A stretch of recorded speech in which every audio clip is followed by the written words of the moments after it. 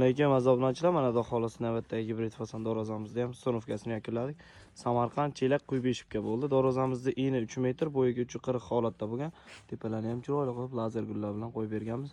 Dorozalarimizga qora nerjevikalar, mokriy rangda matviy qilib qo'yib berganmiz. Xolisi chiroyli holatda bo'ldi. Zamoklarni ham har doimda o'sha stilni firma yaxshi zamokda qo'yib berganmiz. Ochilib pulash yengil holatda. Dorozamiz orqa ko'rinishlar. En 3 metr, en 320, bo'yiga 340.